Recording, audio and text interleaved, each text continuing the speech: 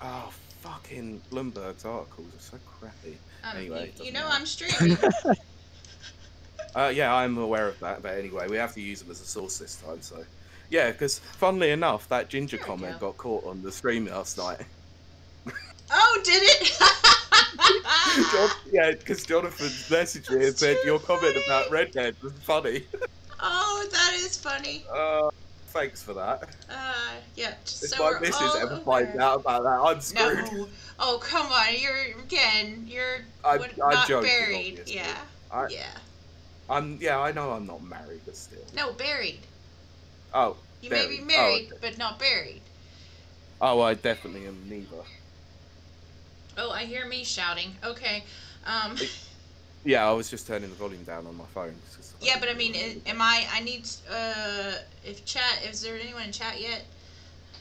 not Um. as far as I'm aware. Oh, Okay, it's two because viewers, so that's cool.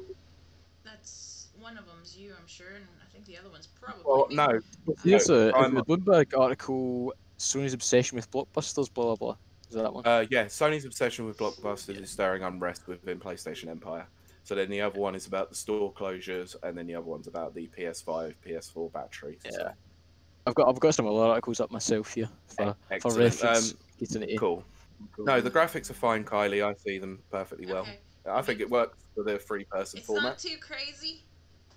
No, it's In your fine. face and loud and all of the things that I actually Ah, am. it's fine. Well, it fits your personality very well then.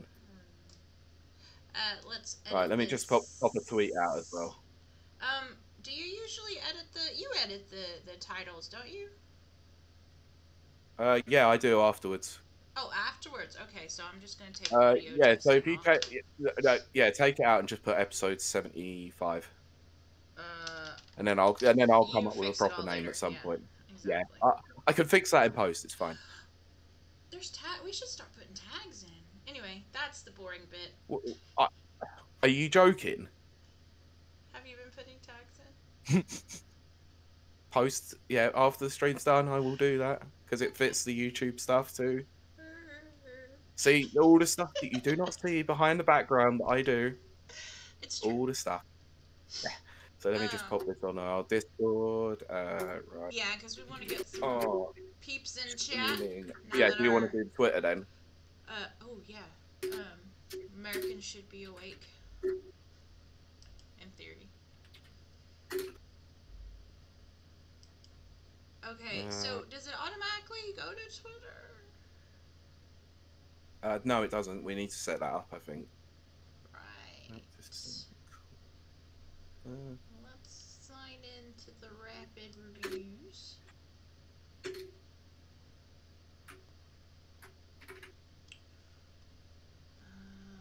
No.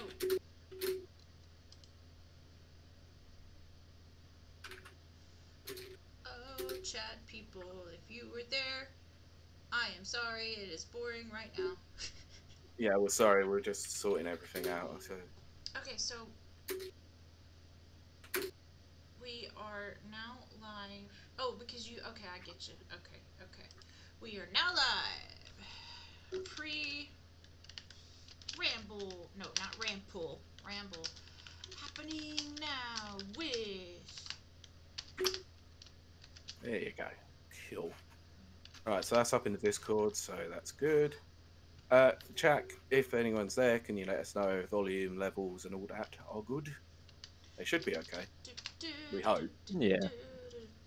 Because, you know, the amount, the 45-minute testing we did last night seemed to have went down well. Oh, no. Yeah, thanks to anyone who actually came on for that madness. Yeah, that was fun. That was fun. To listen as many bots. I enjoyed the bots. Oh, okay. And me.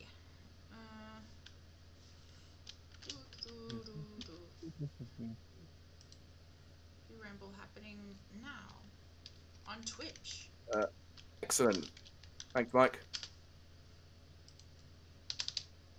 It says we are sounding good. Excellent. So good stuff. Twitch.tv/. Yeah, make sure you put that put the HTTPS in there because for some reason Discord didn't seem to like it when I just had www dot Oh, stupid okay. linking. I don't know. It's just weird. I don't know. I'm got a headache. I mean, yeah, I'm aware of that. There's one thing I should probably do, shouldn't I? Is I should make Overlord a mod. Oh yeah. Yeah, we need to make Overlord a mod. Do you want to be a mod, mate? Let us know. That means you have the ability to ban people if you want. Banhammer. Okay, so Right. oh wow, we're on episode 75. Oh, I know. 25 away from the big one again. Yeah, the big one. Jeez. We'll Stop it, give. Kylie. That's just how it be. Sometimes it do be like that. We'll give the audience. It's my favorite bot. Joining The us bot in is chat. back. Yeah. Excellent stuff. We will give the Stop void. audience 2 more minutes to come in, and then we will start the show. Yeah. The official episode. I still can't So, believe it's episode 75. oh, I know. So, how's everyone in the chat doing today? Nice. Is it Nice. sunny where you are? Let's hope. I will be If so, I'm jealous already. Yeah, but it's Scotland. You get like literally 3 sunny days a year. I mean, I'm used to it by now, to be fair. Yeah, I mean, I've been up to Scotland many times over the years. My mum's friend lives up there, so I think I've only ever seen 4 nice sunny days whilst I've been there, and it's mostly during the summer that I went. Yeah, that sounds about right. To be fair, very I accurate. last went, it was 5 straight days of a heat wave, and it was beautiful, and Nice. it was in Glasgow, and I just laid out on the lawn at the Nice. city center. Yeah, like it was packed full of people. It was great. I mean, not so great because I don't really like huge crowds, but the sun. Great that everyone was enjoying it. Yeah, and then I went glamping by myself at the foot of Ben Nevis. That was awesome. Oh, nice. I will be doing that again as soon as everything opens back up. Of course. The last time I went to Scotland was in 2013. It was the first time I missed been up there. And the first day that we got there, it was like roasting hot. It was great because, I got to my mum's friend's house who'd given us a place to stay for that long weekend, which was nice. Mm-hmm. And we had a barbecue. It was the first time I've ever had a barbecue in Scotland. Oh, man. It was amazing. I need to stop being cold in Ireland now. You moved to the wrong place then. No, any part of Ireland. North, south, east, west, and I will chase the sun. Well, the only places I can go. Everything is, we're all shut down. Still. Yeah. So the topic you will find out very, very soon when we start recording the actual episode. Which we are 1 more minute, and we are going to begin recording. Well, yeah, I was going to say, should we give it a couple? We'll go up 22. Gives us a couple more minutes just for people to roll in. Wander in, because it is kind of it goes out late. The automatic announcement goes out late sometimes. Well, it's already been out on the Discord. I've already put the one on the podcast Discord channel. Let's see if the Twitch one's gonna. I mean, it did come up for me on my end to do the mobile dashboard. Yeah, I am hungry. I have not. Did you not eat beforehand? I didn't. No, I take that back. I had a breakfast of noodles, gluten-free noodles. Okay. They were not sure how that works for breakfast. To be honest, breakfast of champions. They were protein. I thought that was shredded wheat. I can't eat shredded wheat. I would die. Just Lewis. Jesus, Lewis. I'm surprised the bot didn't ban him for that, actually. The old all caps. Oh my goodness. Brilliant. Yeah, one more One minute, more and then we'll get minute. cracking. Yeah. And we'll get clicking. See how I must messy say, the I don't office usually is? have breakfast, but when I do, I must say porridge. Porridge is a solid option. Oh, I You don't can never like go porridge. porridge. No, I I mean, can't. if you've got Scottish Oh, oats, then yeah, that's an absolute winner. Just yeah. go get a bowl out, and that I sometimes need put a bit of honey in there, you know, and it's Honey, golden syrup, No, bit of golden syrup's the fruit. Who devil. knows? Shut Golden up. syrup will hurt you. No, golden syrup's good. That's what we call high fructose corn syrup in America. It's golden syrup. Good. No, It is good. it's bad for your liver. I don't care. Everything's bad for your liver. I was gonna say You can't everything you can't say that when you're a wine drinker. Oh, there's Lynn. Hey, hello. Let me know. I have to agree, but porridge is a gift from God. Yes, The porridge god, Cerise, the goddess look. of the I harvest. I don't eat porridge myself, but I can appreciate its goodness. We have this thing That in is all. America. Well, in America we call it grits, but here it's polenta. And I freaking love that too. Yeah. I just don't any hot cereal. Fair enough. Yeah, I think for an old job I did used to eat oats so simple because it was just so easy to make. Yeah. That's the best thing to do. Like if you work in an office, just do those little microwave sachets. Yeah, it's exactly what everyone does. America What is America? America is this strange planet located about 75 billion light years from here. It's unlike anything you've ever witnessed. Does it even class as a planet anymore, like Pluto? It's right on the cusp of losing its planet status. Okay. I mean, is that why in all the movies America is the world, because America itself is a world? All the aliens land in America. Everything takes place in America. You just blew my mind. Now I'm now going to watch Hollywood movies completely differently. Independence Day, they just took out the entire planet. I mean, yeah, that's why it's called Independence Day. I mean, July 4th is important to America. I mean, I'll be honest. I'll be honest. Independence Day, the first one, hasn't aged very well. It's not great. Oh my gosh. Okay. We need to start the show, but I really want to get on that soapbox about Independence Day.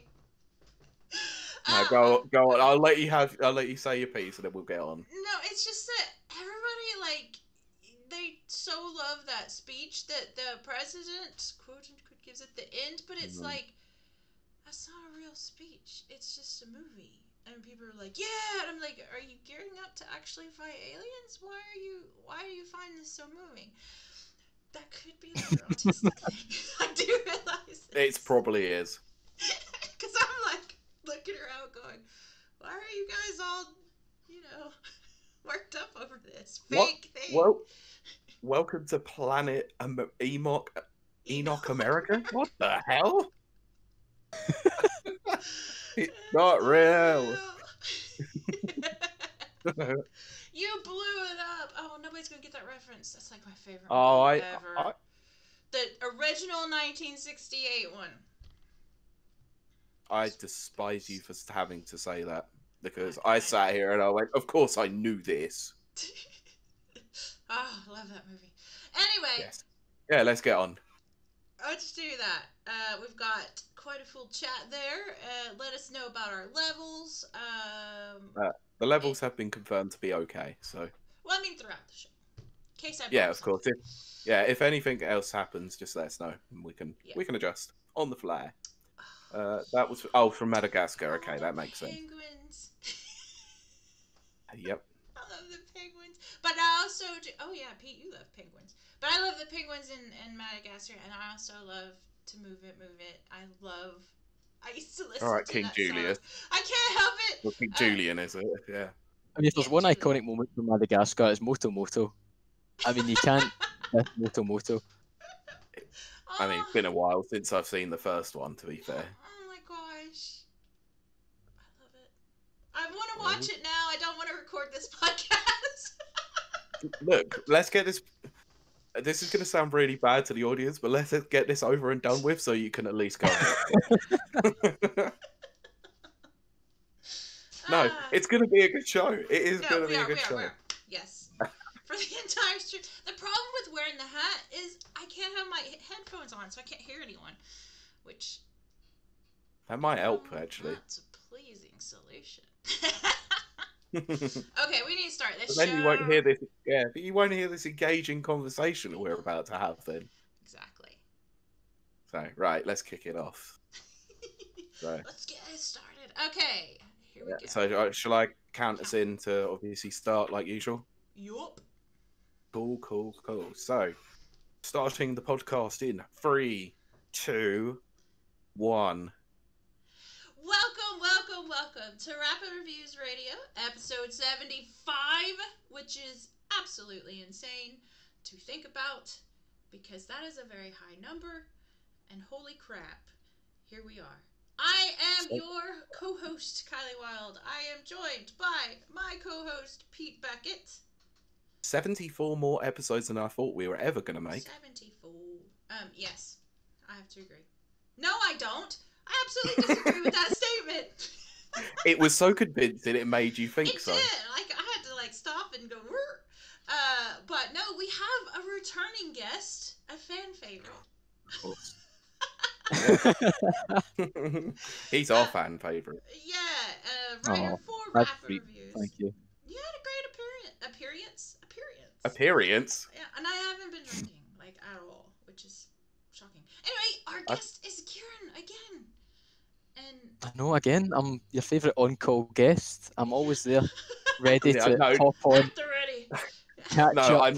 I'm not even joking. An hour before this, it was like, help. Super thankful in that. Yeah, we had someone who was supposed to join us who unfortunately had a life situation happen, so it was like, had to pull out at last minute. So no harm, no foul. But my forward thinking went, Ciaran always works. He's good. Let's ask him. Help us, please. Come save the day. No, in actual fact, it was the fact that the green note dot on Discord was on. So I was like, yeah, he's online. Perfect. This could work. The bot in chat doesn't believe me. Oh dear God. What is even going on? What is happening in the chat? But anyway, let's get on. I do want to clarify for anyone of our regular podcast listeners, we now stream live on twitch.tv/rapidreviews. And so we'll be interacting with chat as it goes on. So sometimes it might seem a little strange. It's a new format we've adopted. But we would love it if you come join us. But you don't have to, as long as you listen to us. It's all good. Yep. We will interact with the chat a little bit. Obviously, we don't want to make it too overbearing for those who aren't watching live. So, what we'll do, if there's any questions relating to the topics that we're going to talk about today, we might save them towards the end, and then we can obviously round everything up and do it that way. So, without further ado, we'll get into what our actual topics are today. And, well, as you may have noticed, I've got a PlayStation 4 in the background and an Xbox, which is great. Brag.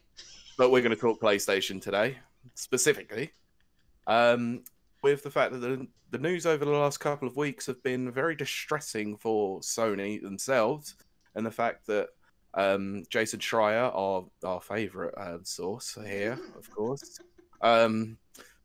famously, I'm blocked by him. It's a badge of honor. He is. What? I'm blocked by Schreier. How? I called him an effing idiot. Well, oh my goodness, Pete. Well, I called out his art. There is a bit more nuance to it, but I basically said that something he said was quite ridiculous and stupid, and he couldn't handle criticism, so he blocked me. Not a fan of criticism. Yeah. So anyway, but his article obviously is talking about how Sony are shifting to more blockbusters.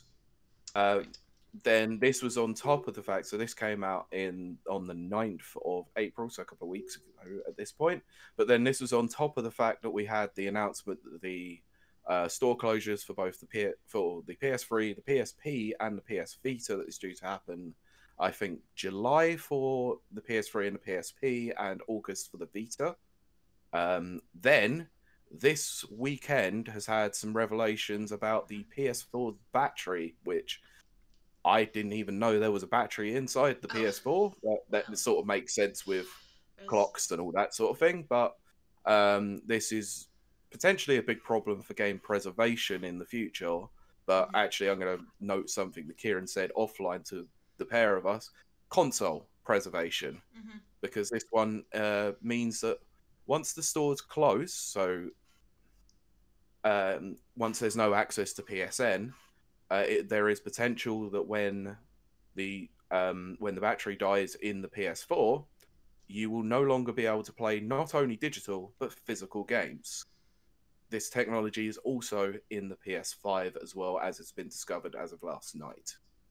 So I think, should we talk about Schreier's article first, because this is a big one, another particularly large article by him. Yeah. So shall we? So what we'll do is we'll run down basically the long and the short of what the article actually entails. So this is a particularly big write up from Schreier. He's known for doing this quite frequently. His Anthem teardown was like 10,000 words, I believe it was, and it was a beast. And it was a Yeah. very good write up, to be fair. All credit where credit is due. Well, as we always Um, say, Schreier is a good writer. It's never anything against his Boys. talent But I or mean, ability. especially Mhm. yeah, his work on kind of workers' rights in the game industry as well. I think it's some great stuff he does. Yeah. he does do some great stuff. It's just the unfortunate side of what we said is that he just can't take criticism. Like, and the thing is that there have been times where people have leveraged some criticism towards him that is quite Well, it's not innocuous, always, and it just and gets blocked. it's not always criticism. Sometimes it's just, hey, I work for a company. Listen to my side of the story, and it's more of a shutdown. Like, well, I've Oh already yeah, talked to I all think my sources. I don't want to talk to you. That's oh just like, yeah, that was something come to do on. with Cyberpunk when he did a bit of a Yep. write up to do with CD Project, wasn't it? And he Yeah. it was like, That yeah, I've poor girl contacted got. 20 sources or something, and then Yeah. this other person had come out and said, yeah, I could have been used as a source, and this is not exactly how I've seen it, and yet she got blocked. Ooh, she didn't just It's get like, blocked. They went to yeah, they town got on her. kind of got dogpiled actually. Yeah. Now that I don't So care who you are. Don't do yeah, that. Be nice so to people. okay, so basically, in the long and short of it, we have to obviously preface this by saying that we had a couple of weeks before this article came out, discovered and heard that Sony was shutting down Japan studios, Yeah. which is responsible for games like Gravity Rush, Ape Escape. I know. Yeah, Kate's bow personal my head favorite. for a moment. Yeah, I love it. Love me some Ape Escape. So, but also Everybody's Golf as well, which Yeah, which is crazy. That was a huge game.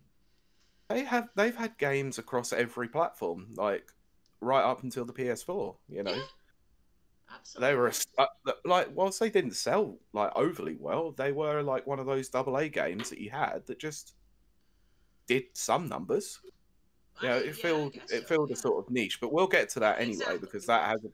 I think that has a big effect on what's going to go on with what Mhm. we see from Sony here. So, Yep. um, it is it is rumored that Ben Studios apparently had approached Sony to make Days Gone 2, but they refused to greenlight the project and put them on a Last of Us remake for the PS5. Which must have felt like a pretty big insult. I don't know. Yeah, As a so creator, now I mean it's still money. You still get of course, yeah, but then they then approached Sony again and said they wanted to work on a totally new IP, and Sony have now greenlit that project apparently. Yeah. Um, it's apparent that the focus of Sony has shifted from smaller developers and indies focus to more blockbuster studios like Naughty Dog, and trying to think of a few others. Oh, Sony Santa Monica and a few others like that. The big ones included in Sony Studios or PlayStation Studios, as they now call it. Right. Um, we believe, like, it is speculated by a lot of the community that the focus of Sony to prioritize these big developers is mainly to do with their multimedia properties, such as The Last of Us having a TV series on HBO, Ghost of Tsushima getting greenlit for a movie, and obviously God of War 2 is currently being worked on at Sony Santa Monica. So this is really, really interesting in the fact that obviously Sony had a lot of games. Sorry, I must mention Guerrila as well, because obviously Horizon is a big property for Sony. So we've had these big tentpole games like we said on the PS4 with Horizon, God of War, Last of Us 2, and Last of Us Remastered, Uncharted. This is the direction they want to take. So what it looks like is that they might be ramping down development on games that are made by Sony partners like Japan Studios. So we're not really going to get many of those smaller games that fill the gap in between these big budget AAA titles that we're getting from them. Let's discuss. Sorry, that is a long wrap up for a very long article. I apologize, but that is as much as I could summarize it as possible. I think you did quite well. It was good. Yeah. Yes. Also, I must mention another studio that was also included on that list is Media Molecule. Oh, they are another big one for Sony. Absolutely. So, what do we think about this? Ciaran, let's hear from you to start things off. Yeah. Okay, then I'll start things off. Then. Yeah, I think, I mean, it's certainly, to me, I'm sure to many other people, not a good direction to go for a company, especially considering what they're up against now with Xbox. You know, Xbox have been touting themselves to be champions of all their studios, you know, all the kind of communication with them and having them all work together. And then Sony is almost seen right now to be pushing some to the sidelines to, you know, pave the way to say, oh, no, let's focus on our big titles and, you know, just bring in the money. But actually, I know when I was doing research for this, you know, I was thinking to myself, it's almost as if they're going to fall into the same trap as Xbox did a few years ago with a blockbuster problem. Because if you think about it, right, this is just my theory going out there, right? In the same way that Xbox, you know, kind of started falling off, they try to double down, you know, keep with Halo, keep with Gears of War. You know, personally, I feel those franchises fell off. Their two big blockbusters fell off. So I think there's a danger that if Sony stick to their guns with the big ones like God of War and that, you know, a few sequels in, it might become stale. The same way that Gears of War and Halo sort of died down a bit because they just stuck to them. I'm just looking at Kylie's face when you mentioned Halo. I just see the rage. See the rage. No, it's a reluctant agreement. Put it that way. Yeah. Don't worry, I love Halo as much as you, but you know we can't be biased here. We have to say, you know, Halo 5. Just Yeah. So you know, I think there's the danger that if they decide to go that same route, you know, blockbusters the way forward, the same way Xbox focused on Gears of War and Halo, they might start falling off the same way that those franchises did. Not to say they're bad now. Gears of War 5 is doing well. It's got a solid community going for it, and hopefully Halo Infinite will not disappoint. You know. So, yeah, I heard the DLC was actually really, really popular for Gears. Oh yeah, I was surprised. Numbers in. Yeah, like how often do you see a solo kind of expansion for single player and a campaign? Like, it was a surprise for me. Especially for a shooter as well. It doesn't really happen very frequently, especially on console. Yeah, you might see it sort of happen on a PC shooter, but not very often. Although Doom Eternal kind of did it as well. It did. Yeah. That. But I just had a glance at chat, and it's tickling me a bit. So. The voice of the god, apparently, Ciaran. It's the Ciaran. You have apparently a voice of a god. So. Yeah, I just started my PC there to look at the chat. Yeah. I thought you were looking out the window there for some reason. I don't know why. Up there. Yeah, I didn't put two and two together. I apologise on that one. I'm not very observant today. Yes. You know, my room's very condensed. I've got a window there, I've got my PC there, I've got my Xbox Series X over there, and it's all very close. God, Yeah. it's better than my insanity that I'm surrounded by. Oh, don't. We won't go into that. I mean, the last day is obviously for me has been sorting out like getting my TV sort of Yes, put you up into good use. So fancy TV. Uh, yeah, I'm not saying anything more than that. But let's get back to the topic. So Kylie, what do you think? And if like what? I was going to say from the initial like first read of the article, because I put it to you. I said, "Yeah, we should cover this." And by the way, this article was actually very good. You should look at it. And you went, "Ugh, I "But it's know. Schreier." You're making me read Schreier. But I'm open minded and I will Yeah, take all points of view on board. And again, I'm not always against his point of view. I just don't. It's a personality conflict, I think. But yeah, I actually am going to probably mirror a lot of what Ciaran said, but I think I've said it before, but I really feel like there's an arrogance on Sony's part. hmm They're just seeing money. They're just seeing, I'm going to say dollar signs, but whatever generic term for money around the yeah, world. And they're seeing sales, but they're not listening to the people that are buying the games. yeah. And I think that there's a sort of arrogance that goes along with that. And I think I hate to make this prediction, but I think that's going to be one of their downfalls. I think they're in for a rude awakening over the next, I'd say, 1 to 2 years, Mm. as Xbox just gains in popularity. Because look, we're dealing with two very big, giant capitalistic companies. Don't get me wrong when I start to say Xbox is listening to the people. I mean, they're To still a certain listening. extent. They're still listening to their wallets, but I would say that they're listening more. Maybe not more. No, I guess listening more than Sony is to the Mm. average gamer. Okay, And I probably would have said that they're a bit more in tune with the gamer rather than maybe actually listening to them. maybe that's really what I mean. They seem to be not as out of touch, whereas Sony seems completely out of touch with your average gamer.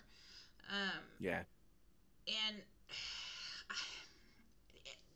you kind of have to see it, or I see it rather, like kind of how I do a lot of financial stuff, where is the higher the risk, the higher the reward, but the hmm bigger the fall, the bigger the loss.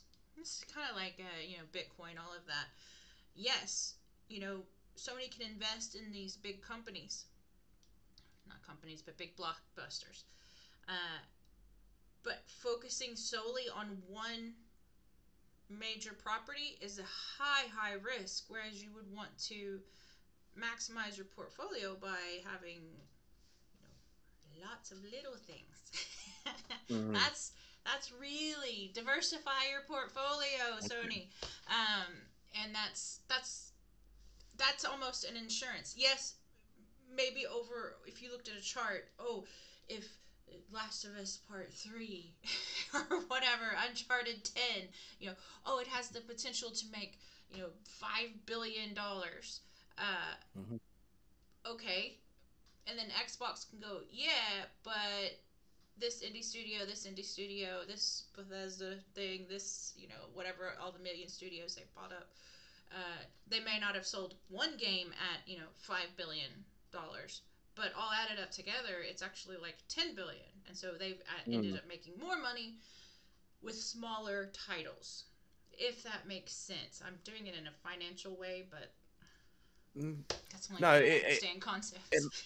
it does make a lot of sense of the fact that obviously Sony has these big budget games that they know that they're going to sell a lot of copies on. Obviously, like God of War from 2018 did gangbusters. It's a Game of the Year sort of contender and winner at the Game Awards and various other outlets. Last of Us 2 swept awards. Yeah. Sold copies. Did they sold about 4 million copies in the first couple of weeks. Yes, Mm-hmm. sales did peter off after that, but they did go on sale and picked up again. So, um, but they always had it so that you had these smaller games like Gravity Rush. You know, I've mentioned them obviously. You know, Everybody's Golf. You know, been a long Yeah. time since we've had an Ape Escape, but they had these smaller titles that they could fall back on and go, yeah, we can guarantee Yes. probably a couple of million copies of That's this one, your. like even if it was just digital, like and for Mhm. a Mhm. lesser price than obviously these bigger budget games. You know, you Exactly. sort of expect that you're going to spend 50 pounds or $60 now, obviously gone up to $70 Oof. or 60 or whatever it is now for us over here. I think it's £70, isn't it? Like for Yeah, PS5 I think games. something like that. But I haven't even adjusted it for the area, which is even worse. I know.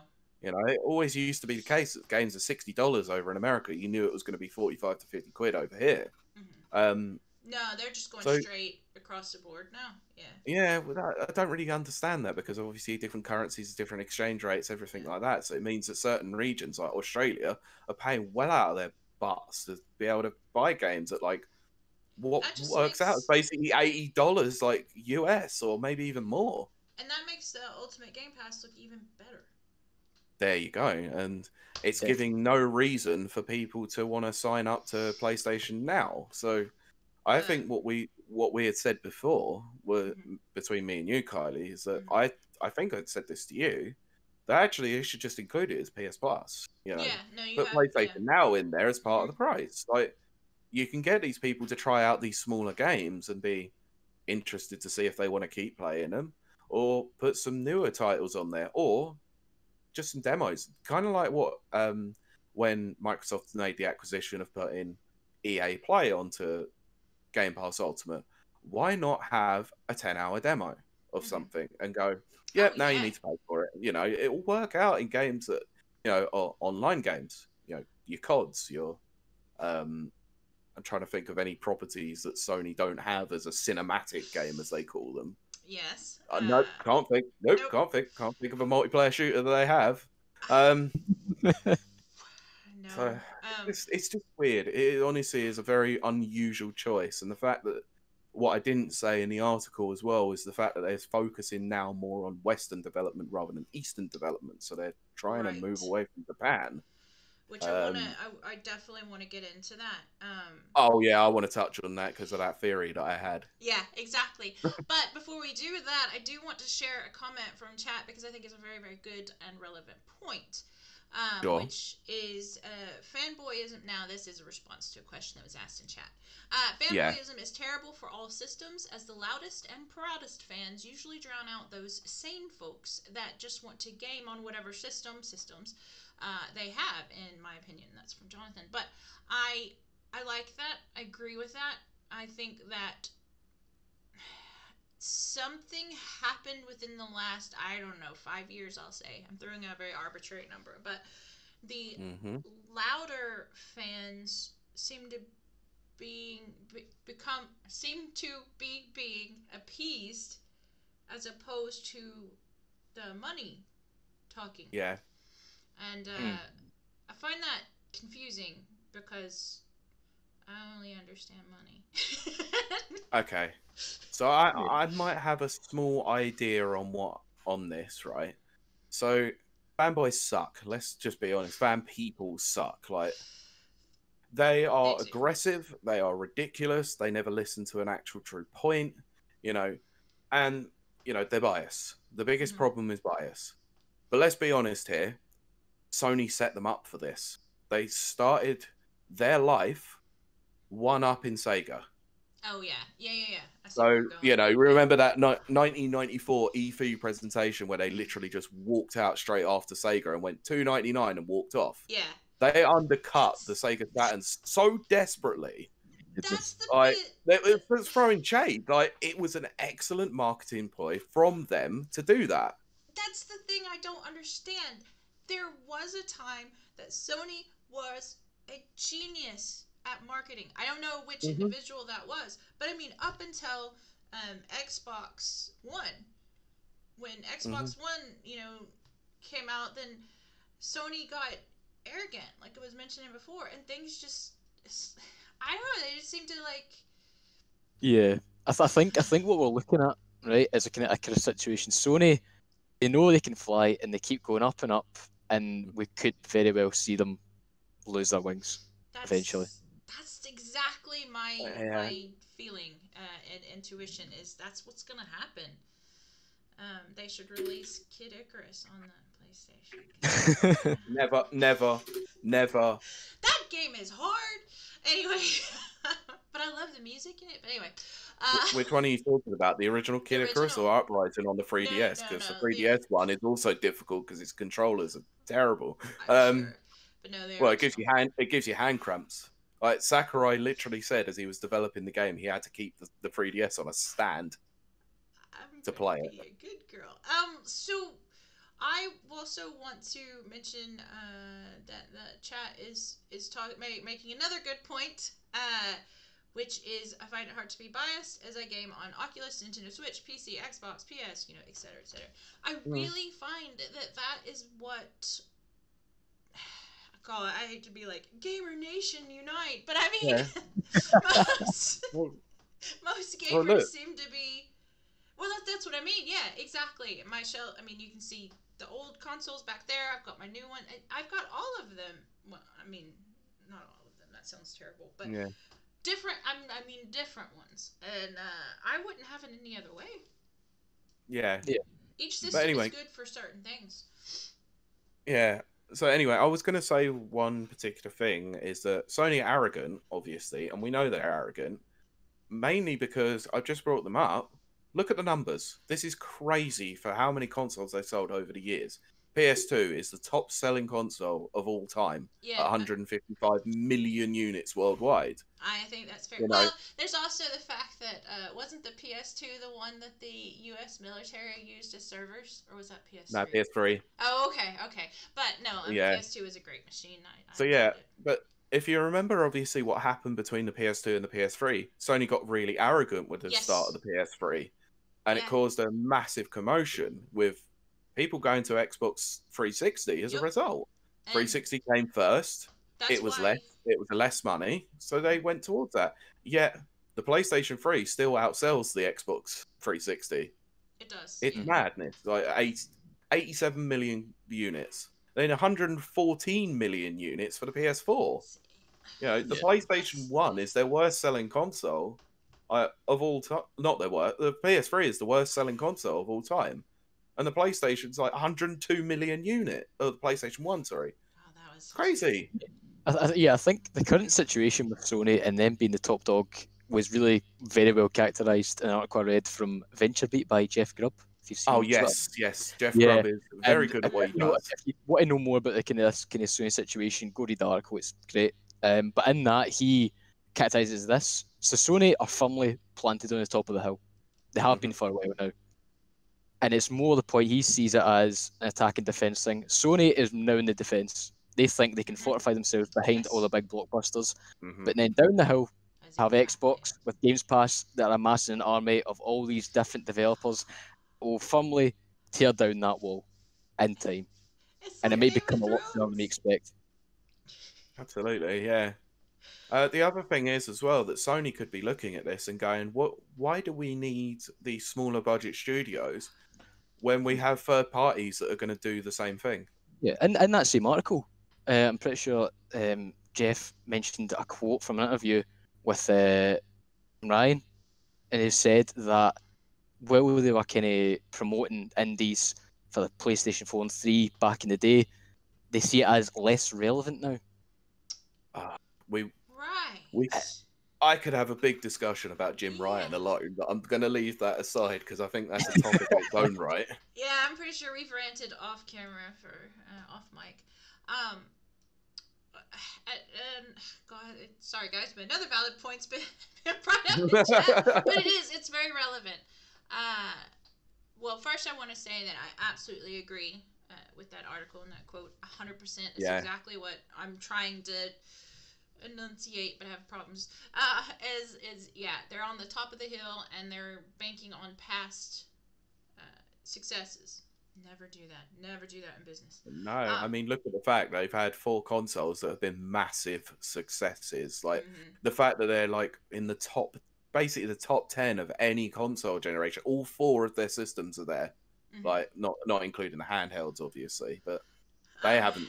Like, they have been a relative success to some degree with the PSP, but the PS Vita was kind of a flop.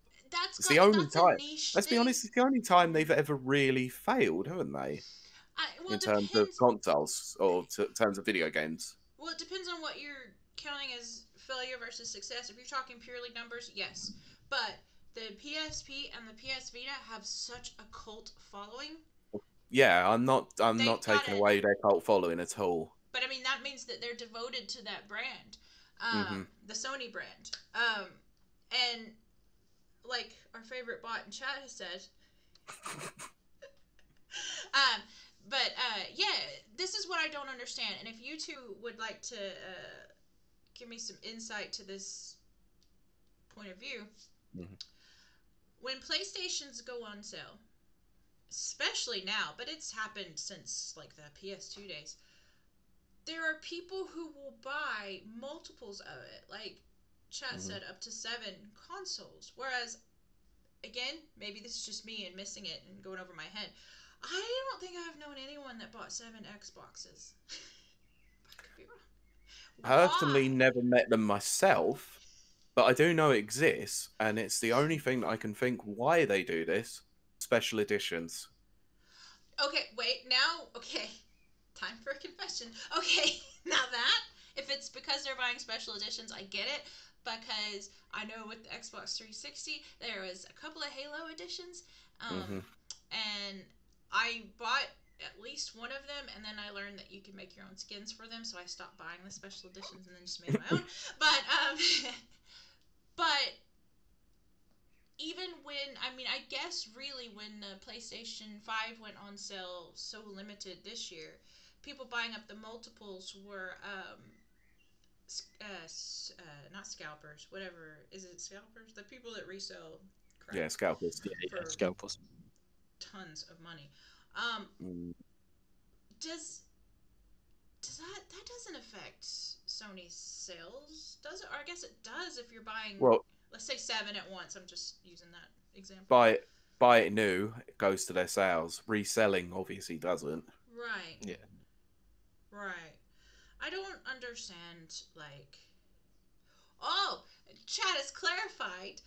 No, they have like 7 in their house. Okay, see, I don't understand that. Oh, okay. I don't get it. I don't get it. Explain that. Neither do I. Like, I've never I understood had that considered principle at getting all. 2, one for upstairs, one for downstairs. That's a bit That doesn't different make though. any Like, sense. That's laziness on my part. no, because who wants to lug a console around? Especially looking at the state of the PS5 and the Series X. They're Look, massive. look, I mean, chat.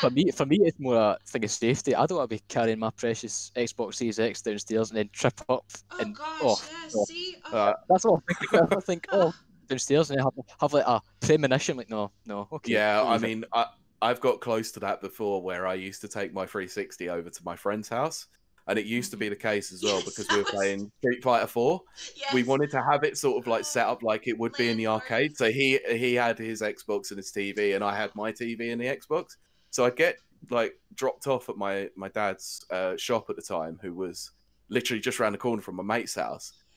Just so happened to be a furniture shop, really helpful with the fact I'm lugging this TV under my arm and a Xbox in my bag and an arcade stick under the other arm. Looks like I've tried to rob a place. It's ridiculous, but you know, That's what we had but to do, though. Back yeah, then. we had to do that years ago. You know, you Oh don't have things like gosh. didn't have things like the Switch that fit in your bag quite easily. You know, but If you wanted to play 4-player Halo, you lugged that yeah. Xbox So with you. I mean, I can understand why people would have multiple consoles. Not everybody wants to lug them around all the time, you know, especially if you've got, you know, you're using them for different things with the fact that they're multimedia devices in this respect, you know, having an Xbox One X downstairs as your main DVD player and then having your Series X as your console. Nothing Yeah. wrong with that, Well, you know. it's an interesting thought exercise. So the idea of owning 7 PlayStations is kind of crazy to me, only because I'm not seeing the logic. But as it's just been mentioned in chat again, there are plenty of families out there where everyone has a Switch. That doesn't. That seems very logical. But I don't For know me, why. Is it because no, it's portable? Well, I would imagine that they have the one, and correct me if I'm wrong here, Jonathan, because this is what I've heard from other people, is that they'll have the main Switch in the house constantly. They don't take it anywhere at all. Right. And that's like the main one for the household. But then as time goes on, they'll buy Switch lights for each person inside the house. Oh. So that, and this was definitely prevalent, obviously, with the one island fact with Animal Crossing. Yeah. So it meant everyone could have their own islands Mm-hmm. because you Yeah, could 'cause they're you very couldn't strict. have multiple on one system. Mm-hmm. Yeah. So that takes us back to my original confusion. Okay. If PlayStation has this reputation for multiple consoles, outside of scalpers or whatever, like, I wonder if that is contributing to their arrogance. That, well, we can put. Okay, sorry for any language for young listeners out there. We can put any crap in a box and sell it.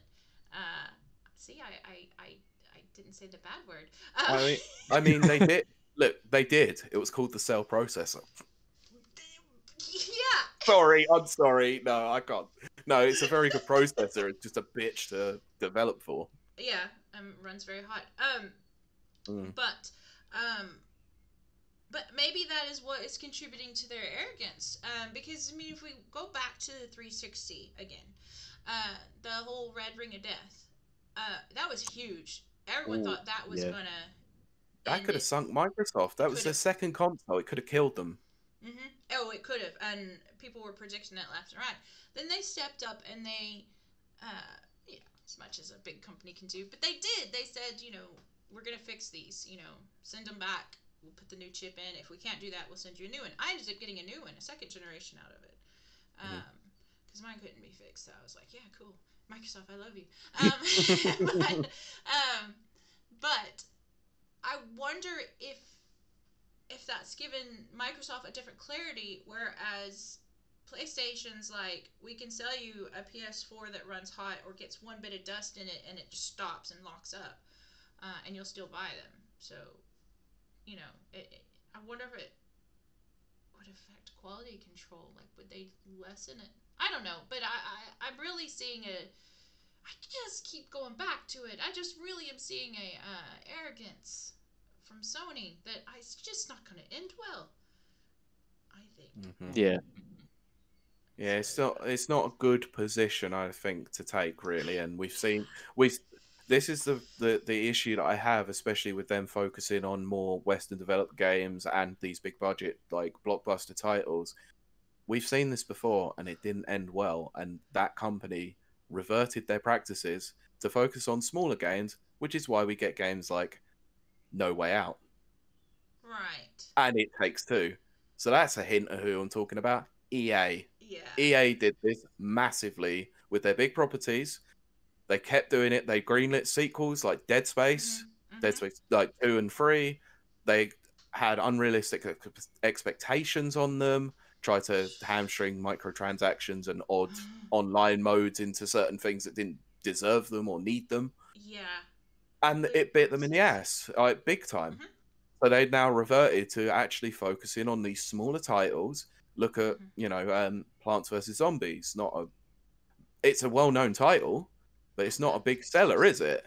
No Way Out wasn't a big seller, but it had this big focus on co-op. Same with It Takes Two. It's the same thing. They're now moved their business into having these big titles that they know are gonna sell. FIFA, Madden, all that lot. They can have all the microtransactions and all that they have in there and whatever. But then they have these titles that people remember EA for. Actually good developers back in the day on the NES, the SNES, and the Mega Drive eras. When more money got involved, they started becoming a bit more bankrupt in that sense. Mm-hmm. So I can only see this going one way for Sony. Yeah. I don't see this as a good future for them at all. And this is not me slagging Sony off because I don't like them. I like Sony. I've been a PS5. I mean, I've been a PlayStation gamer since their first console. I've owned them all, and I'm happy with my purchases most of the time, apart from the PS3. I played Fallout 3 on the PS3. It was a bad version. It put me off big time. So, yeah. But I just think having smaller titles just cuts through this ridiculous schedule that you're only going to have a big title maybe every year, maybe every 6 months. Who knows at this point? Because the way the industry is at the moment, look, Horizon Forbidden West has been shown, but nothing else has been shown. God of War Ragnarok, sorry, it's not even called Ragnarok. No. We don't even know what it's called. What's happened to that? We've seen a GIF. I thought it was just a JPEG. You know what I mean. You know what I mean. I don't even think it was moving. No, we've seen the announcement for it. That's about it. Where is that game now? Yeah. Like, the biggest thing that you can look to for Sony scheduling at present is the fact that we've got Returnal this month, like in a couple of weeks. Then Ratchet and Clank in June, which May was supposed to be filled with Deathloop, which is now September. What do we know after that? Yeah. Well, but that's been the problem the last 12 to 18 months. Yeah. They've never had, like, this is a weird thing. That we usually know Sony's schedule, their release schedule. Sony and Nintendo are both very good at saying, you know, this will be coming out, blah. Sony has really not done that this last cycle. And yes, I absolutely think that the pandemic has contributed to that and, you know, all of that stuff. But, and also, this isn't just a Sony problem, this is a Microsoft problem as well. Yeah, but to be fair, Microsoft's always terrible about their game. Yeah, I think it is just more a kind of drought problem at the moment, just for the games industry. We're not seeing too many releases too frequently. No. You know, I think the next one I've got in my radar is that Biomutant coming out next month, and that's purely out of curiosity. Yeah. Yeah. And so I don't think we can blame both of them much for not seeing so much from either. I think the pandemic is still playing a role in that. And, you know, developers, we can't expect developers to be churning things out as quickly as they may have done, especially with all the new hardware to contend with as well. Exactly. I also think that Sorry, carry on, Kylie. I was just going to say, I'm just remembering 2018, which was like the biggest year in gaming. It was just one after another, and I was just like, my poor wallet. Yeah, that was one of the hugest years for releases. It was wonderful, but also crazy. Yeah. And, yeah. I mean, yeah, maybe that's really what it comes down to. It's just really the pandemic has affected all of this. I was also going to say that I really do think that Cyberpunk, being as bad a release as it was, has put the fear of death into other developers. Yep. This is why games are constantly getting delayed. Yeah, as it should. Absolutely, yeah. Like we've said it before. We'll say it again. That very famous quote from Miyamoto. You know, I'm not going to say the actual quote because I don't remember exactly what it says. It's like a bad game is always bad, but a delayed game will eventually be good, or something like that. Yeah, if there's any game in history that is a warning for getting aboard the hype train, it is Cyberpunk. Oh, absolutely. I'm guilty for it. I got sold hook, line, and sinker. And I, even on this show, kept going, I've got... I know. Even a couple of days before the game came out, we recorded, and I was so hyped for it. I was like proper excited. It was like, and then the reviews started coming out a couple of days before, and I, oh god. Yeah, I totally called that one, but I was only based on previous industry experiences. It's just, it was overhyped, much like Duke Nukem Forever. And BioShock Infinite. I know a lot of people like BioShock Infinite, but that is not it's not fair enough. That's my opinion, but okay.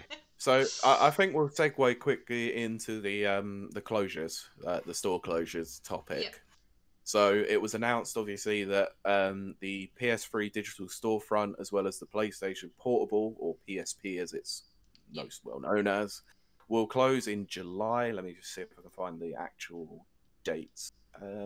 July the 2nd is when PS3 and PSP's digital storefronts will go down, and the PS Vita will be August the 27th. Now, there's not really a big problem with this sort of thing. Let's be honest, keeping storefronts open is expensive. It It is. costs a lot of server time, cost of all that. However, the most egregious part of it is the fact that Sony, right up until a week before announcing that they were closing all of these storefronts, were still sending dev kits out for the PS Vita. A Yes. week. They were selling dev kits to developers a week before, and yet did not tell them of their intentions to close those storefronts, and so quickly as well. Yeah. So basically what it means for those developers who are developing games at the moment for the Vita, there are some very strong developers still doing it. They either have to rush their game out and get up to 5 weeks worth of sales until the store closure, or outright cancel their games, move them onto newer platforms, and accept the fact that they've had to take a loss on a development for a platform that they can't use anymore. And this is not good for indie developers who don't have the money to be able to do that sort of thing. I cannot follow logic on this. Now, I'm going to leverage a point here. I think this is Jim Ryan's doing because of the fact he doesn't like older games. He said that. He has said that. He has stated that publicly. Yeah, in an interview, he stated, I don't see the point in playing old games. They look terrible, and why does anyone want to play them? There's that arrogance, that Sony arrogance. I'm telling you. Yeah, this guy is running SIE, and this is the fact that, this is a little bit of research that me and Kylie did into this, because it was very, very hard to find, actually.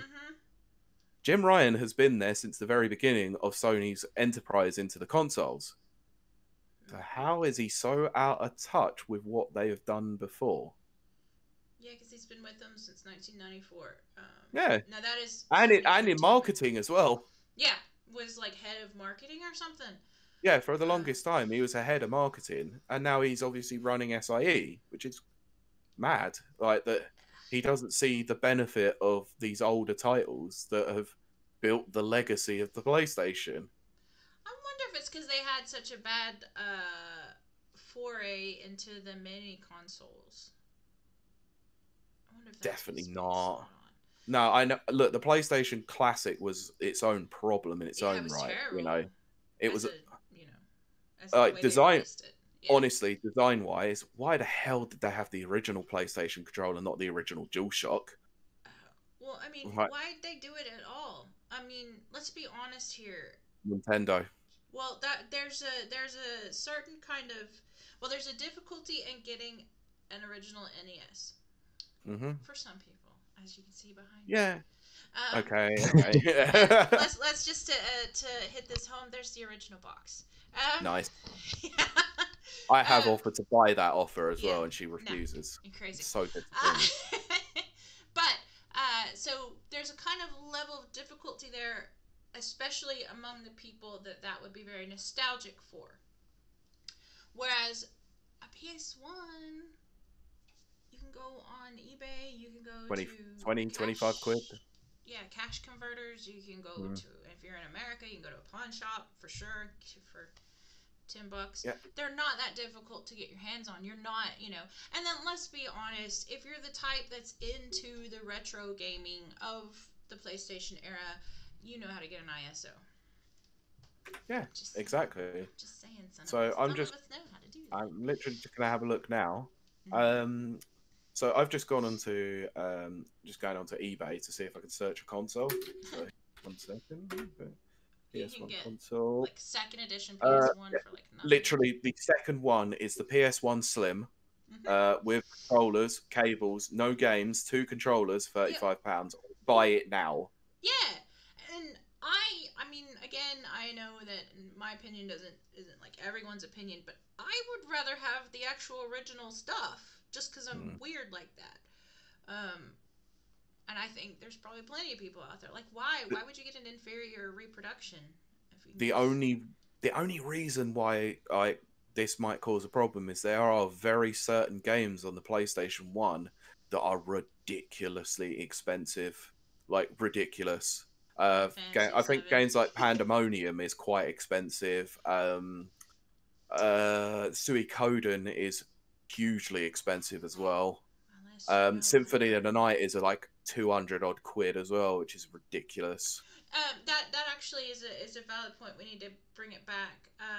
Symphony of the Night was also on PSP, I believe. There might have been a version on PSP. I'm Can't not remember sure. PSP or PS Vita. I'm the worst for remembering that. Yeah, I think there was. I can't be sure. For some people out there, that's their favorite, best version. Mm-hmm. And this is going back to what I said earlier. There is a cult following with these two consoles, and Sony's just going to cut that off. And I'm failing to see the logic. Why can't they just do a sort of, again, Ultimate Game Pass, but PSN version of just retro games? Nintendo does it. Yeah, but not very well. Well, no. It can always be improved upon. But, I mean, rather than just doing away with it, again, we're back to Sony is not seeing the nickel and dimes, which add up to big bucks. Mm-hmm. They're just looking for the big bucks, and that's going to bite them in the ass. Absolutely. And it was also the fact that, we look at Microsoft now and they're not focusing on the actual unit sales of the consoles. They're looking more into the subscription model and how many subscribers they're getting onto Game Pass Ultimate, even on PC and all of that. So, which is why you won't ever see them releasing their numbers of physical units sold, because it's not their focus. Like Sony's focus is pushing hardware. Right. And they understand that obviously you need to have very strong software to be able to do that as well. Right. But what they have failed to realize is that people like the legacy and they want to go back to what got them to where they were. Myself included, I can look down and I see PS1, PS2, and PS3 games in my shelf.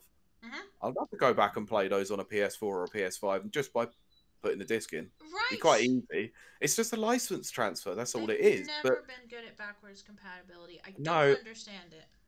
Yeah, I can understand the PS3 one because obviously it was very difficult to program for, and the emulation on it has never been truly stable. In there. But sorry, Ciaran, I did cut you off there. So. I was gonna say, I think on all sides, I don't think anyone does console preservation well. If you think about it as well, how the limited edition, what was it? Oh, CC again. I was born 2000. I didn't know the old consoles. I was born into the PlayStation 2 more or less. Yeah. So like the released limited edition versions of SNES stuff like that. But it was like such a limited number to the point where reducing these old consoles to a collectible item. Mm-hmm. Yeah, I just have to look back on the NES days of the fact that the very first NES that we had on sale here was made by Mattel. So it wasn't even like made by Nintendo. And those are expensive now because they were in quite limited quantity, because people just weren't interested in buying games consoles at that time. It was all about the 8-bit home computers for us. Because you guys had y'all had some awesome stuff. I've said it before, but yeah, the more BBC I learned Micro, about, like we didn't have that stuff. I mean, obviously, I'm still a bit too young to remember all that console wars. I'm still so confused by that. But I do know since moving here, you guys had a healthy competition for in-home consoles, whereas America didn't. We didn't have anything. So now we barely even knew the Master System existed over here. That's crazy. Which is crazy to think. I know, it's mad because they're quite expensive because they didn't sell very well over here. Yet you can go and pick up an Amiga for so much less than that, and yet it does so much more than the Master System ever did. It's so insane. But I think we cut Ciaran off again. Yeah, we did. I apologise, my friend. No, that was the console point. But in terms of actual video game preservation, obviously, shutting down stores of consoles, as you say, that have a cult following, you can get it, because at the same time, there's going to be a very niche market of people because it is a cult following. Right. And you're going to want to support, you're a bigger fan base, you're more up to date fan base than your niche. So I can understand it from that point of view. Right. Mhm. But the same way, there's game. I remember getting a PSP and I played so many things on it. I remember there was 2 Star Wars Battlefront games that came out exclusively on PSP that I have never seen anywhere else. Yeah, that And exactly. it's a bit. I'm pretty sure it was made by Rebellion as well. It was like, oh, they were so good. But yeah, and it's like, you know, already by doing that, by cutting off the store to these, because that's some Releasing the games going to be cast into the abyss Yeah, straight off the bat. The good games as well at that. right. Yeah. I have to absolutely 100% agree with you on that. I mean, one thing, I am a proponent of ROMs. Of course I am. I'm not going to hide that. Because ROMs and emulation, you are preserving games that some of them I didn't know existed because it wasn't around then. And then I've got to play them, and I got to play them, you know, in their original, you know, format, because, you know, the ROMs are just the original games. And I've really enjoyed experiences that I wouldn't have otherwise, illegal or not. But with Sony shutting down these storefronts, they don't have, you know, a repository of like ISOs and stuff like that, that I know of. Whereas Nintendo actually has the ROMs of all their games, so they can keep preserving their games. So anyway, I'm saying all that to say that I agree with Ciaran, and I think that something really needs to be done about that, because we are going to lose a lot of hard work, a lot of creativity, a lot of just important games history, cultural history, And then, type thing. I actually think this is where we should probably shout out people like limited run games, super rare games as well, because they're helping with the fact that digital games that don't get physical copies are going to be lost to the ether at some point in the future. Obviously, proven by the fact that these games are not going to be able to be sold anymore. So they're helping with that. I mean, the fact that they got Scott Pilgrim versus the World as a physical version now after 10 years of waiting is a great thing. You know, that was obviously the keyest example about, you know, the digital preservation years and years ago, and it's only coming back again and again and again as we get more into this digital future. I mean, which is Flappy why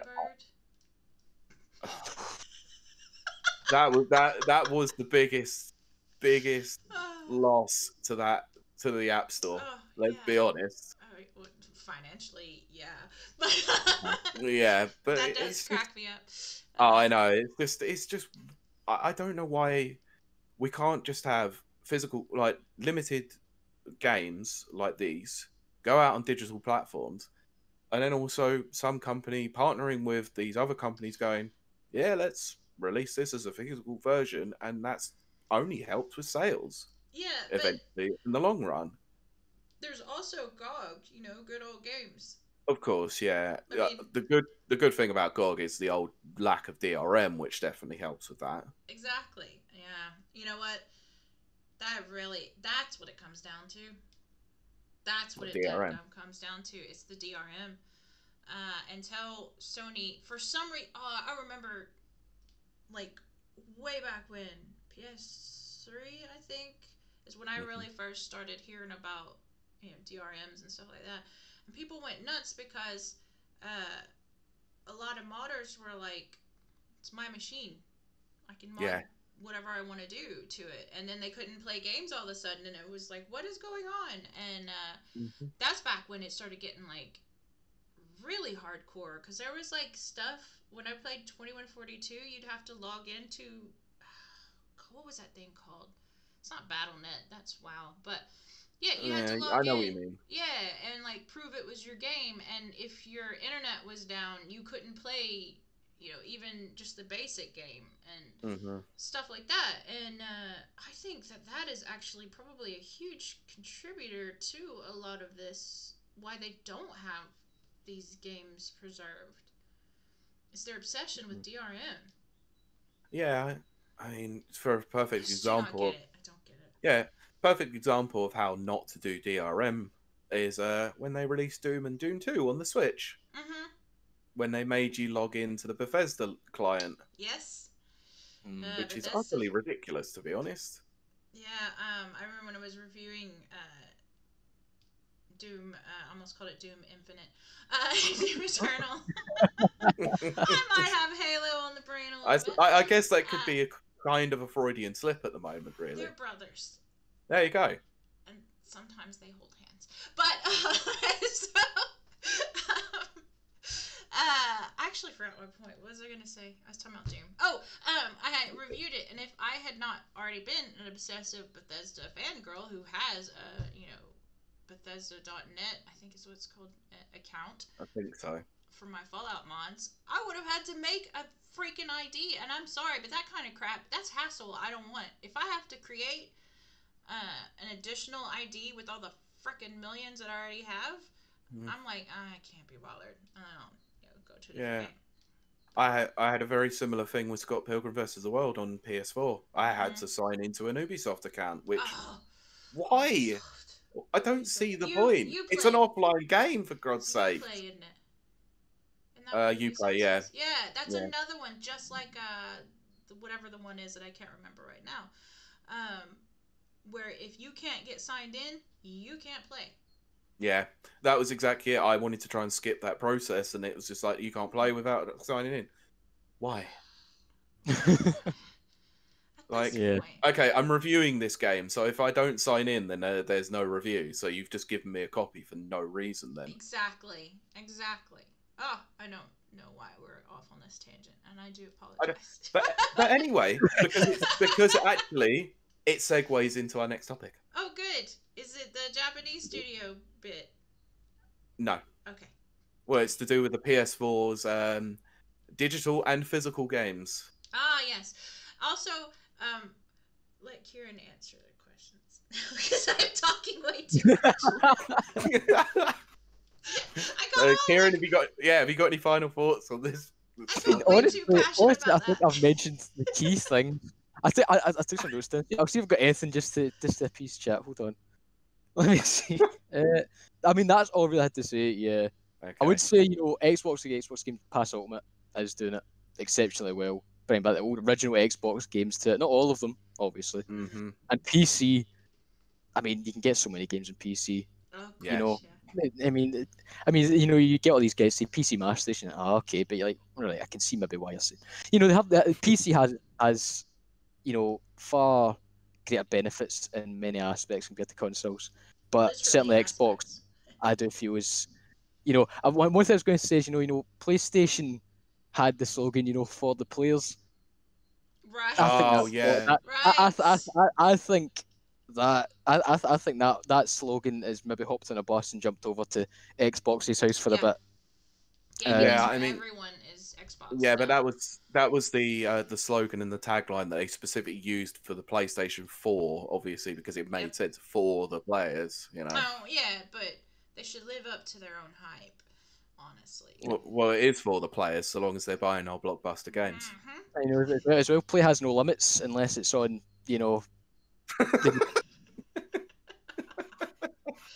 Play has no limits, except we don't believe in generation, so therefore go away. Like, if you want a PS4 game, screw off, basically. I do actually. I'm just feeling very. That's why I keep talking. I'm feeling very passionate about this subject because if you think about it in film. When I was probably as itty bitty, America came up with this Film Preservation Society. Oh yeah. Because they were already starting to lose tons of films, like famous films of the time from like the 20s, I think, 20s or 30s. The film started to degrade. They lost an original copy of something like Casablanca or something. Nobody has that, and so they've lost all this original footage and just all of these historical important things. And then has since, I think it was like Adam West or somebody was like head of it or something. Anyway, so they ended up they've been preserving films like as soon as they come out now and logging them and keeping them for future generations. I would love, if it doesn't already exist, I would love to see that with with the video game culture. I mean, a kind of non-partisan, all console type thing. Yeah. You See, know, yeah, on that, I'm pretty sure there actually is a video probably game is. preservation charity out there. Yeah, Because I I'm was sure. like, months ago now, and there was specifically talking about it with a news thing. And I was like, oh, that's really interesting. So I don't know exactly what they do. I don't know their name, but I know that they're out there. This charity Right. that advocates for video game preservation, I need and to. not for one specific thing, just in general. I think. I can get on board with that big time. Um, Yeah. yeah. So there's actually an interesting point that Jonathan's brought up in the chat. Says sometimes when I play Switch games, the Switch checks to see if you can play the game and will check the net, which is true because it does What does that things mean? with like Tetris 99 to make sure you have your Nintendo Switch Online membership. I bet this is it. Video Game History Foundation. Oh. Yeah, I believe it could be. Let me have a look. Gamehistory.org for our listeners. Yeah. Oh, and they're an actual charity. Okay, I will be reading Yep. about them later. Oh, there's an episode idea that we might have to do in the future. Yeah, we might need to reach out to them, actually. Thank you for this, both Ciaran and Jonathan, for... Yeah, thanks to both of you. That's a really, really interesting one. So, Yeah. but yeah, so we'll segue quickly, and we won't talk about this one too much because we have gone quite long already, I believe. We've got about 40 minutes. Wait, I did that backwards. 20 minutes. About 20 minutes. Okay, yeah, that's fine. So I wanted to talk about this this thing that's come up over the last few days, where there is apparently an issue with the PlayStation 4's and now the PlayStation 5's library of games eventually coming to an end by something that's being referred to online as the C-bomb. Not that C-bomb. But it's basically because the error code is CE-34878-0, which basically means that you cannot play any games, whether it be physical or digital, after the PS4 store closure and the battery runs out on inside the console that actually has the check-in for basically the clock and the storefront. So wrong. I bet CE is clock error. It probably is. Yeah, I didn't really think about that. I deal with a lot of error codes on my printers, so I'm jumping in here again, and I will back off, I promise. But that makes me so mad. That is like such a anti-consumerist thing, which is sucky anyway. And it's also just really bad business. It's not ethically good. No, I'm going to jump in quickly here and say this now makes that incredibly funny video that they did 8 years ago to one up Microsoft at E3 about how you share your games rendered moot, pointless, and actually kind of a middle finger to every fan out there because they were lying through their teeth to get sales. We're back to Sony arrogance. Ciaran, what are your thoughts on this? I'm trying to leave my opinion out. What are your thoughts on this disgusting No, Ciaran, you haven't spoken enough. We keep cutting you off. We're going to go to you. Yeah, I think for this, again, I didn't know anything about this until you told me about it earlier. So reading up on it, I just think it's remarkable that a company has essentially put a kill switch on their own consoles. You know, again, this is kind of tied to our last kind of topic on, you know, preservation and stuff, because console preservation, they have literally set a timer on how long you can play a console. And fair enough, it's like, what, I think it says 5 to 10 years it could last. It depends on how long the battery goes for. Apparently, the C battery that is in there, according to a video I saw on Spawnwave, they can last up to about 20 years, and they are quite cheap to replace. But that's not the point, is that when the storefronts go down, it will be rendered pointless anyway, because you can't have access to check in even to get these games. Oh, I hate that so that so has a huge effect even on games that you've got through PS Plus, because I don't know if you've noticed, if you've let your membership ever run out, you can't access them. Yeah. I'll tell you this, I had to switch my account from US over to UK, and I lost that. I lost those games. Oh yeah, I remember you telling me Yep. about that. That Because I sucks. had reviewed a ton of games on my US ID or Yeah, username. PSN account. Thank you. Uh, and then started to review over here. Mike even had sent me a code for one of the games, one of the first games I reviewed here. And I couldn't get it to work. And then I realized, oh crap, I'm still in a US ID. And then so I contacted them and they got me switched over. And I lost all my games. Yeah, it's like they have no way to transfer the license over Mm-mm. between different regional accounts. It's so weird. Yeah.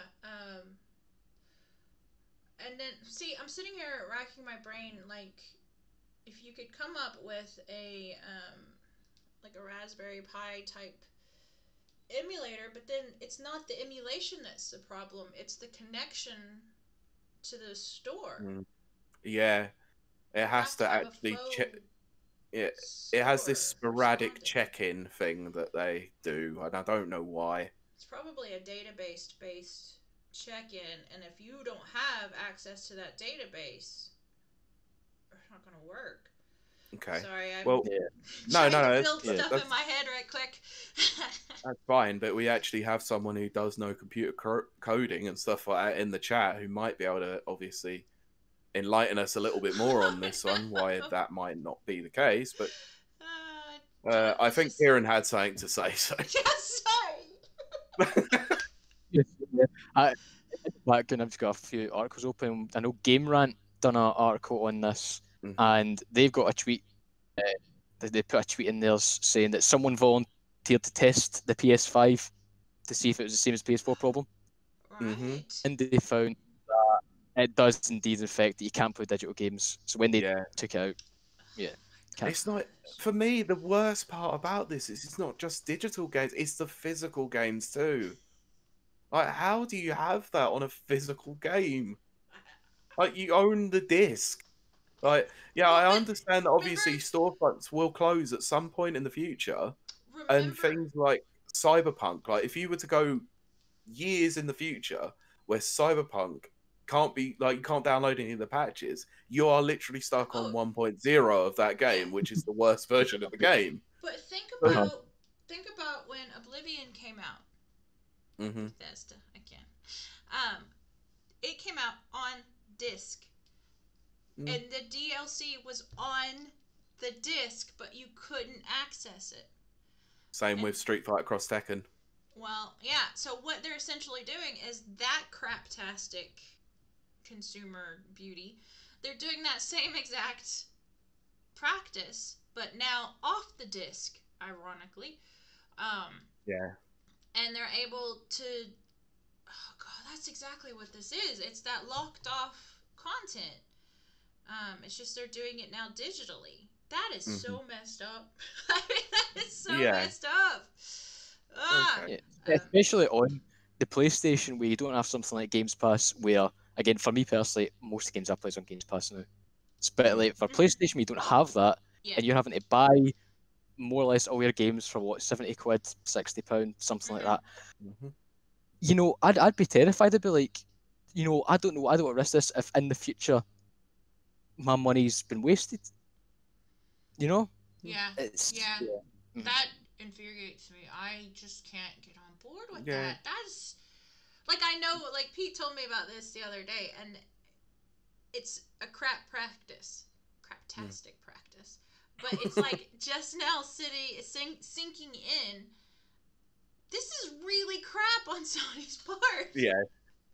Sony, what are you doing? You're heading for a very bad ending. It's not gonna look too good. I mean, the annoying thing for me is that there was obviously games on the PS4 that I really love. You know, God of War being one of them.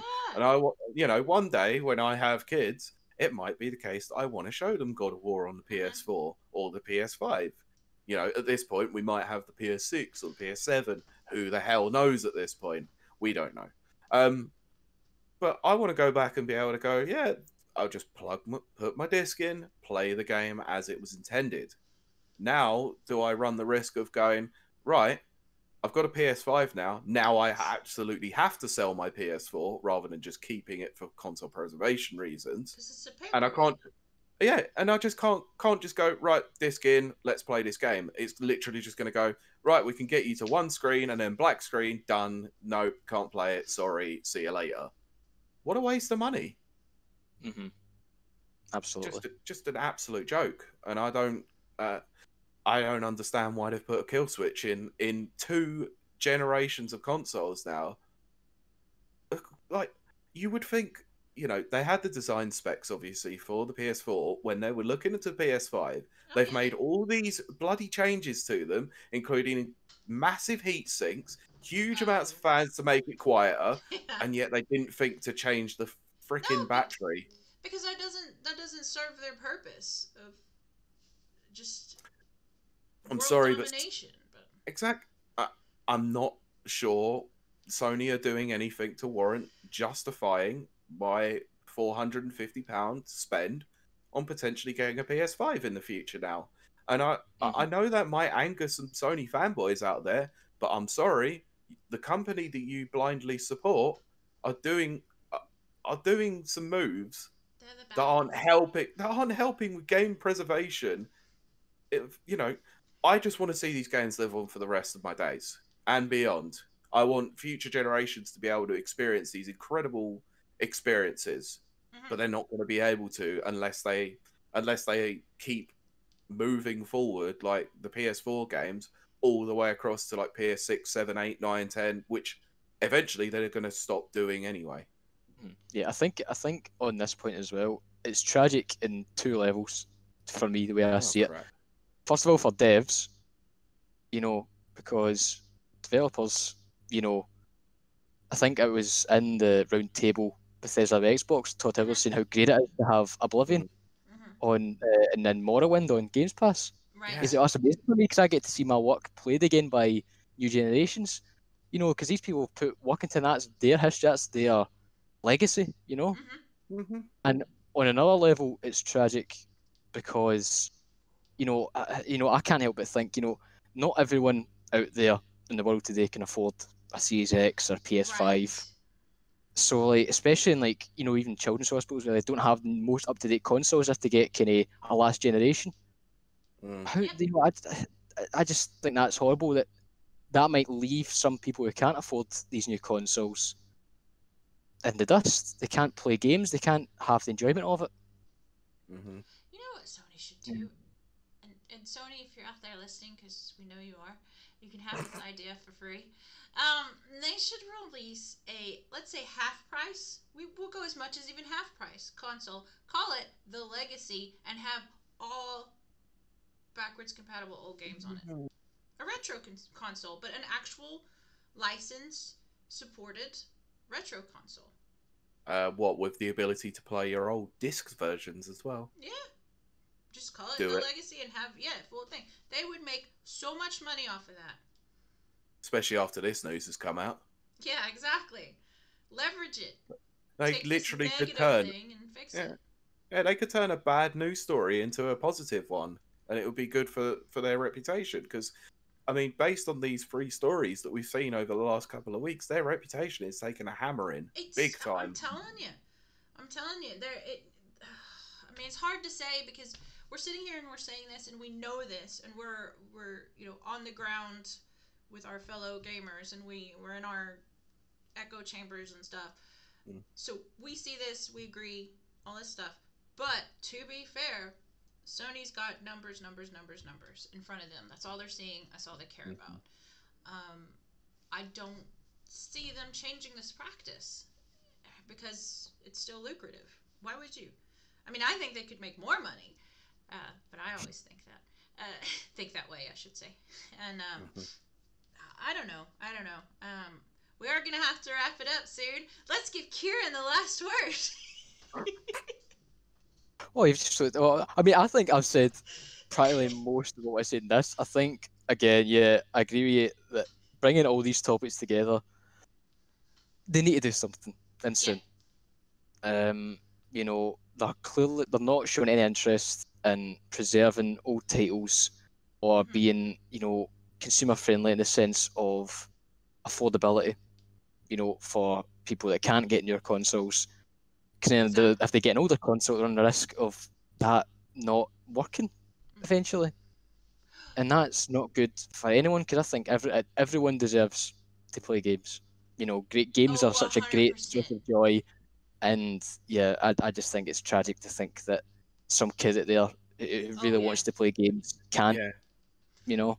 Yeah, Yeah. absolutely. Just look at it from the music industry, like how they've managed to preserve like all these old albums for many years to come through digital downloading, CDs, records, tapes over the years. It's just so it doesn't matter how you play it; they have a way of preserving these old singles and albums, and it works for everyone. It's perfect. We need to have something very similar to what they do here with games, and you know, if it means that a service like I'll use an old service like OnLive, if they managed to come back, but they were all about digital preservation and distributing old games, they could be a success. Did you know TeamSpeak still exists? Yes. That blew my mind. Also, because I'm starting to get tired and I can tell, you know, Sony, if you do the legacy, and I'm giving you this idea for free, you should also make it have a portable component like the Switch. And then people will also buy it for the PSP and Vita Yeah. aspects. Oh, that would be hard because they're obviously very different media types that they used. Obviously, UMD over the whatever those weird SD cards were that they had. Yeah, those were very weird. I'm going to read this comment from Jonathan as we wrap up because it's very good. It's in regards to what we've been speaking about. Yeah, UMD. Yes, exactly. Yeah, I remember the first movie I ever watched on UMD Oh gosh. was the Family Guy movie. Oh my gosh. I think It's I because watched SpongeBob. it was exclusive on there for a while. Oh, That's was it? why. Yeah. Mine was SpongeBob. I was just. And I've been and You can I've watch been children. SpongeBob. Oh. It makes me feel sick saying that. I was so excited to be able to watch SpongeBob in the car. Brilliant. Dork. And now you can just do it on your phone. I do it on freaking watch and just be like, oh, look at that. Anyway, Jonathan says, downside of some games, they are tied to the operating system / coding behind the console. Not sure how you leverage that for history, especially something like the Wii U, DS, 3DS with Nintendo systems, with how they operate off of gimmicks. It would be very difficult to be able to do, obviously. It would be. It absolutely would be.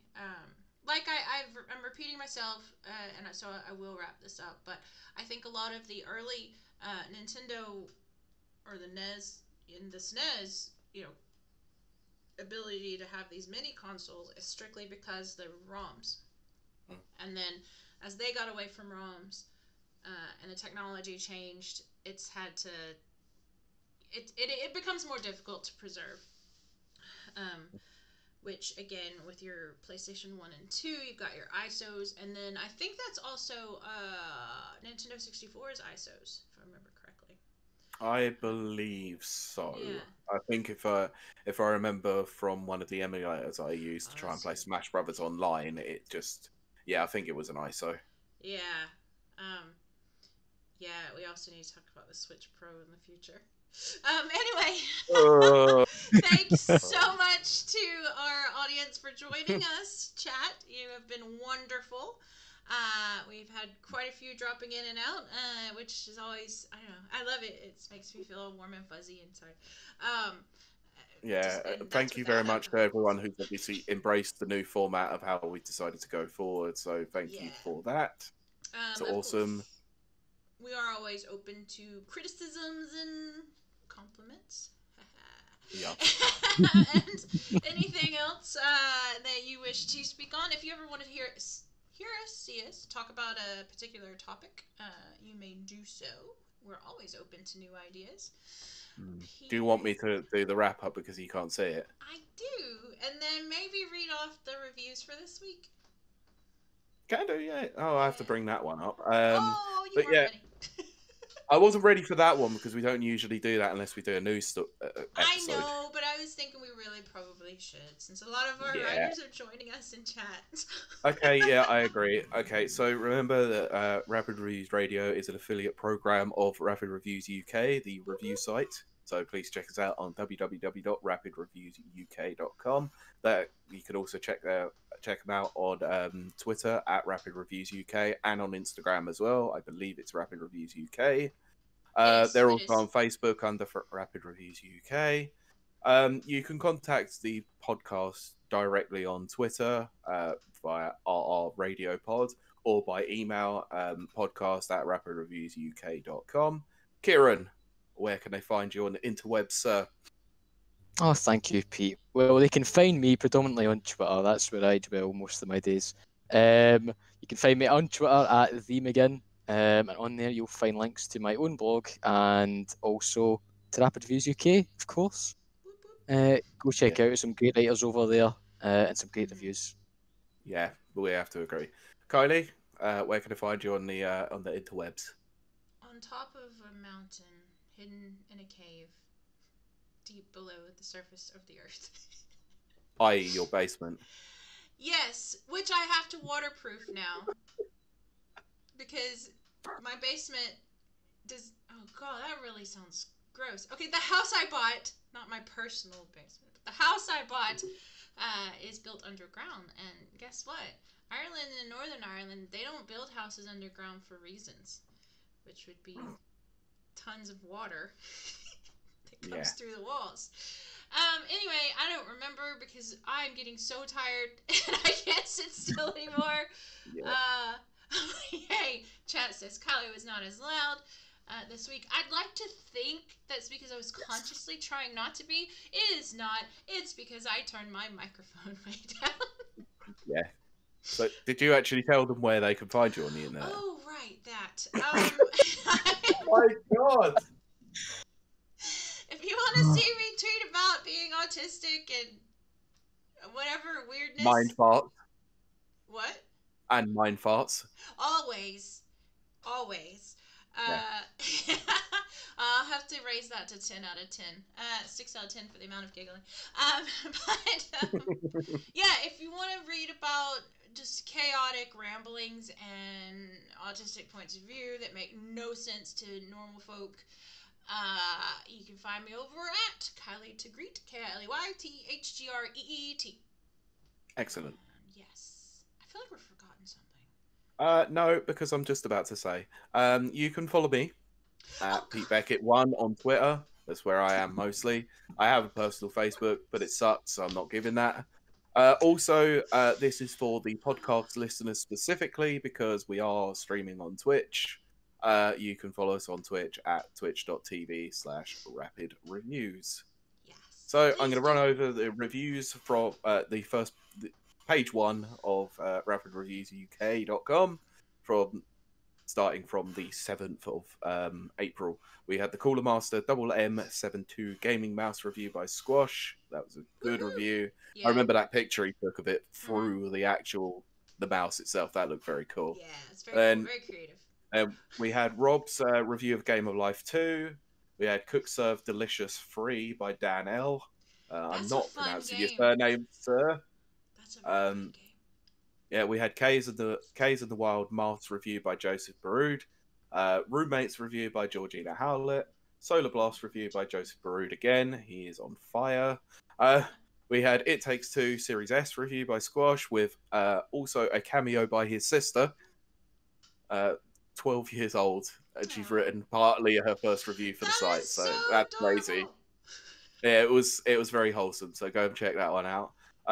All Walls Must Fall review by Rob. He's also on fire as well as Squash. Well done, guys. Kingdoms of Amalur Re-Reckoning. Dan L. Proficient as well. Back with Squash on the 13th with Before Your Eyes review. We had James Luff with Absolute Territory review. Jordan Campbell's review of Jet Set Knights. Heroic Legend of... Oh my god, I ain't even trying to pronounce that one. Good luck with that one. Oh, the title of the game? Egrelina, Early access review. Yeah, that's as best as I'm doing. Excellent. You dare try and pronounce that one? I shall. Yeah, that was by Chloe. We had Plants vs Zombies: Battle for Neighborville Complete by Chelsea Beardsmore. And then the final review was To the Moon Mobile Network by Chloe. I didn't even know about To the Moon, so cool. I'm going to read that up. Yeah. That wrapped up the reviews for the past week or so. You're looking now, aren't you, to try and find it? I am having problems concentrating. Okay. Well, there you go. Look, that's the title of the game. You try. Okay, thank you. Show me. Okay, you do not want to know what I'm struggling with right now. I don't want to know. The heroic legend of Igarnia. That's about what I said. Yeah, I think. Igarnia. Yeah, the heroic legend of Egal. It's the L in the N. Yeah, exactly. Yes. Oh, the L in the N. LN is so weird, isn't it? Oh my goodness. Okay, I have to look this up. Sorry, guys. We're about to wrap it up. Thanks, Jonathan. I can be found at twitter.com/Jonathan Ober. He is a part of the Rapid Reviews team. So, He is, yeah. So Yeah, he did put the laughing face in there, so fair enough. I know. I just thought I'd read it just for fun. Igarnia is, yeah. is We're gonna go. Okay, we'll go with that. Fine. Is only found in the name of this game, so it's clearly made up. So, okay. Brilliant. Okay, so I think that's wrapping us up. So yes. Kylie, do you want to close us out? Yep, thank you so much, everyone, for stopping by yet again. As I always say, you can spend time with anyone, and the fact that you choose to spend it with us is very touching, very much. Thank you. Yes, please continue to stop by, because we're needy, and we need you. And thanks for listening in on the podcast, and I think that's going to do it for us. Am I leaving out anything? We'll see you next week. Well, I was looking at what Jonathan said. Okay. Our UK podcast or family? Look, this isn't a Fast and Furious movie, okay? I'm not going to mention family 100,000 times. It's about family. All right, Dom.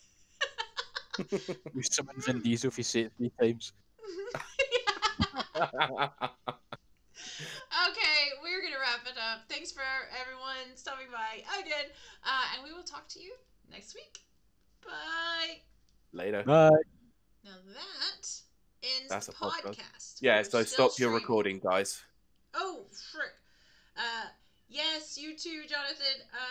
I've got to stop my recording. Thanks, Jonathan. Yeah, press stop, yeah. Okay, there we go. Yeah. There's our Is dash. the export as a WAV? Yeah. Yeah, so file export as WAV. Wow. Alright, we're gonna wrap it up for our stream as well. We will in a moment. Sorry, just give me a moment. Oh, yeah, we gotta raid people.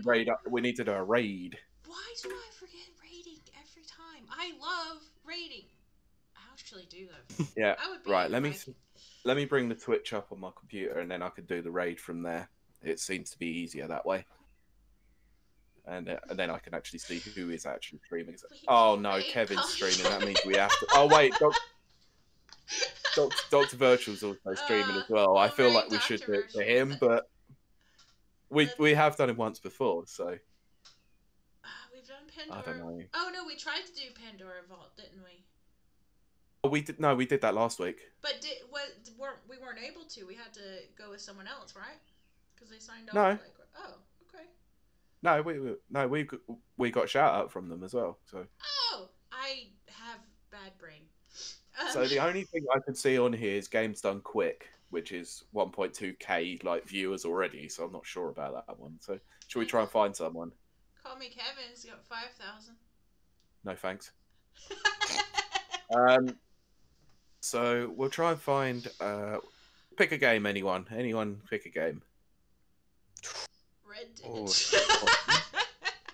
Red Dead. I I panicked. Well, I suppose there's talk shows and podcasts that we could have a look at, or just talk, or just chatting. No, if there's a podcast, we probably should rate a podcast. Yeah, let's have a look. That makes sense. Yeah, I'm gonna see one that's not got loads of followers or loads of viewers. I'd say anything under 1,000. Yeah. Just, I've this is never so sat exciting. this long for this long. Sat this still for this long.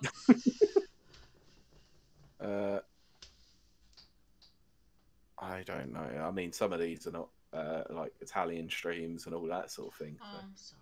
Yeah, we have to. I mean, there's nothing wrong with that at all. It's just. Oh my gosh, the I don't know. Yogscast is online. They're doing Oh Dungeons and God. Dragons. I know, that's like old.